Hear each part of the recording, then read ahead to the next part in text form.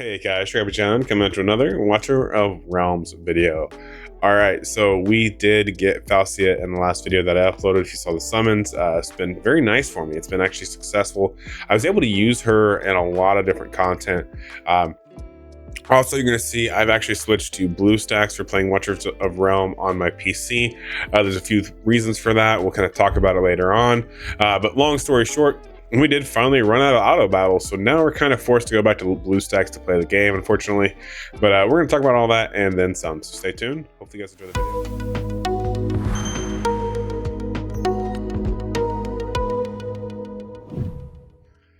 video. All right, so as you guys saw, we did get Falcia, and we did get her built. She's sitting at about what is that, 48k on the whatever the hell this is called, the ranking there. You know what I'm talking about.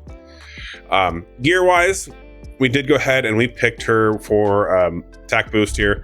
I did put her in the curse set mainly because I was trying to think of how I would utilize her, and I don't think this is the correct set for her. However, with the gear that I have, it just so happened that the best gear I have currently kind of falls underneath this category. Once again, I'm not running god tier gear by any means, guys, so definitely don't take away. I build my champions as the golden standard. However, we did get close to 100% crit rate. I would really like to get that up to 100%. Attack, we're well over 10k, which is definitely very helpful. Attack boost here for the set here, and once again, lot of potential attack on the table here, right? This will probably be the next one we take up. Get that rage regen. It's going to be very helpful for me, right? But yeah, overall in general, she did help the account for sure. Let's go ahead and let's dive into where I went ahead and used her and how I used her as well, because I think that's going to be important.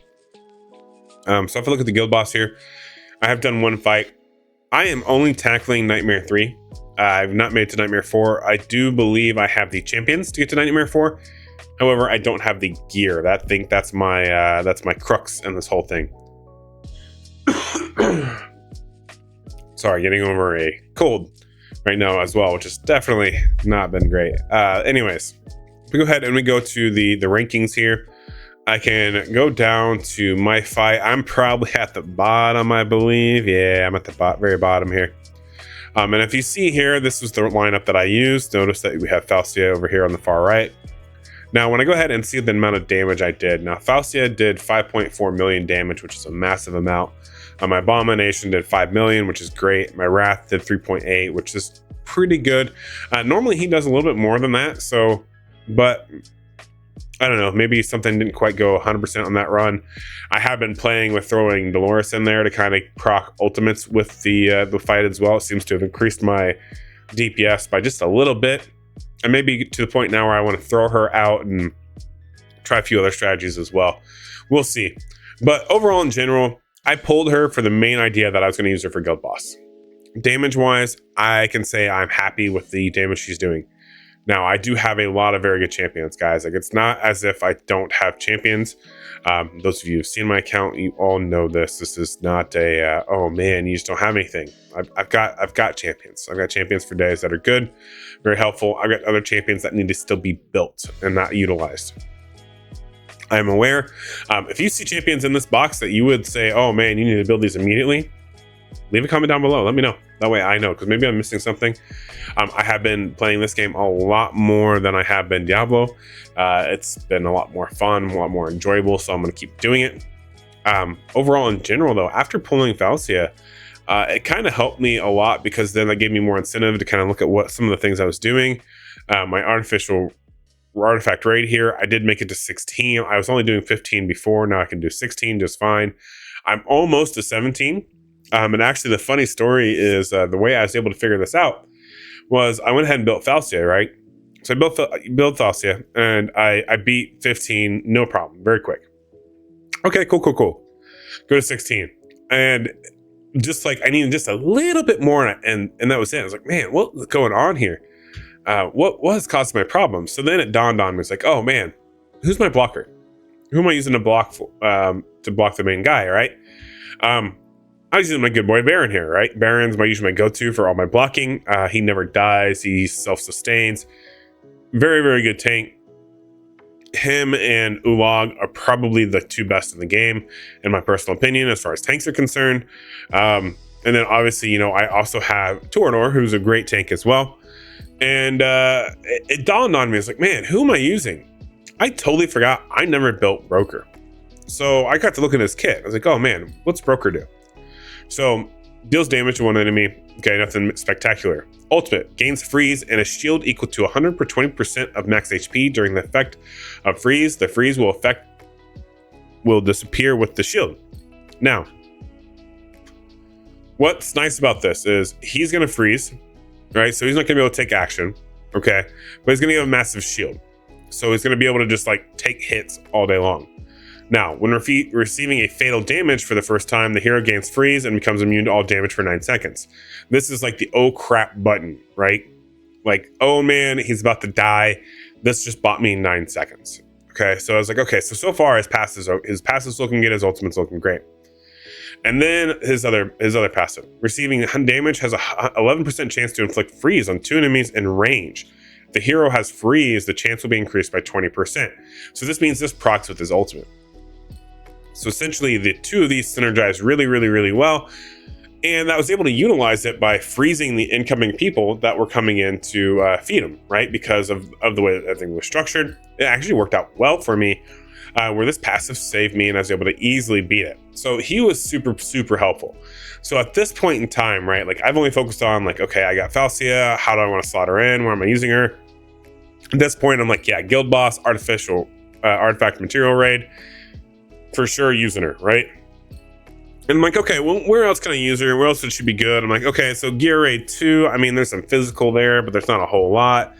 Like, she's not going to be good there. Gear Raid 1, clearly not going to be good for that. Gear Raid 3, absolutely not. So I'm like, okay, so really it's going to be Tide, Faction Trial, Artifact Raid, and Guild Boss. So these 4 squadrons here, and honestly, I knew when going into pulling for her that that's where I wanted her home to kind of live, right? Like I knew she was a niche that was going to be in just this little range right here, and I'm okay with it. What I didn't expect though is because of what I figured out with Artifact Material Raid, I've been struggling with Gear Raid 2. If you guys have seen my video prior, I kind of told you that, hey, pick a Gear Raid segment and focus on it. Do the best on that particular one. So for example, I focused Gear Raid 1 the most. I've got 18 now, no problem. 19 I am getting very close to beating right now. Once again, because this is my priority. However, because I built Broker, I was like, oh, I wonder how good he would be, because Gear Raid 2, it's not that this one is necessarily hard. Like when we go to fight here, notice that medium difficulty here, fairly easy layout. It's just the mechanics of it, right? I hate the mechanic of drop a champion and then revoke them and then pull them back up. I hate that mechanic. I don't like gameplay that encourages that. I prefer to have stats, gear, that kind of stuff really helping dictate these types of things. So with later mechanics, I know I personally am going to struggle doing 19 through 21 because you're going to have to deploy stuff and then pull it up, right? I hate that. That's literally my pet peeve. But what I did find is when I do the auto battle on this one, so let's go ahead and just do the battle when we talk about it. I found that because I'm using Broker, he can do a few things for me. So one, he can take a lot of damage because he's going to freeze the enemies, right? Which is very, very nice. And he stays shielded quite often, especially with Vortex, right? So now we've got that. Now we've got Dolores as well going back and forth. So notice the shield there on Broker. He's going to stay alive the entire time. What makes that nice is that extra shield that allows Vortex to go ahead and focus on the other guys, giving them abundance of shield. Also, we have King Harz is in the lineup here. So his passive is going to go out here and there, which is going to give us a shield. So even though, yes, we will lose some champions here and there, normally you would do a wave, pull them up, slap them back down, and go. Because I have him in here with Vortex and I just have so much shield going on, especially with Dolores, it's allowing me to go ahead and keep everyone shielded so that way they can take these damage and then keep moving. So it's kind of like one of those, like, this particular group really helped me. I don't know why she's in here. She really needs to be taken out. She's absolutely useless in this fight. I should really redo this and fix it and probably speed up my time. Anyways, overall in general though, because I built him, now I can do this level very easily, very repeatably, very confidently. And that in itself is huge because let's be honest here, what's the biggest thing that's a problem on my account? It most definitely isn't the champions. It's, oh man, those are both trash. Bummer. It's not the champions, it's the gear. My gear is horrendous. When we look at my gear on my champions, it's not great. I'm not gonna lie to you. I mean, it's not horrendous. Like, it's not all like blue, purples and yellows, but like, there's still some yellows here and there. There's still some lackluster gear. There's a lot of not 100% crit rate. There's a lot of room for improvement, we'll say, in this gearing selection, and we'll get there, right? But now that I can at least get 2 of the gear raids really focused on, which is going to be gear raid 1, gear raid 2. Now that I can confidently go in, do these at 18, which guarantees me red, right? Like guaranteed mythic gear. Hopefully we get some ancient mythic gear. That in itself makes me get better drops. Also makes selling the gear better because I get more return, which then means I can upgrade them higher. And that's going to be huge. So that way I can slowly push into getting these levels here. Now, Gear Raid 2 19 and Gear Raid 1 19, I'm getting very close to just barely getting into the threshold of beating them. I would say give me another week and I will be there, no problem. But yeah. Also, you're going to see I have been using BlueStacks. Now, the reason being is because I've been grinding a lot more, right? I've been doing a lot more grinding, going to Diamond Shop, buying more huge stamina potions with my diamonds, because this is where you get the most flux for your buck as far as diamonds are concerned. It's 200 stamina here. You turn that into gear. It's going to be a lot more helpful for you than champions in my case right now, because I have all the champions that I need, but I really need gear. So I've been using my auto battles. The problem is when you use your auto battles and you go through and you do this, and you say, oh yeah, I want to do Gear Raid 2 again. Okay, cool. Well, auto fight, nothing. Okay, well, this is a bummer. I don't have any auto fights left.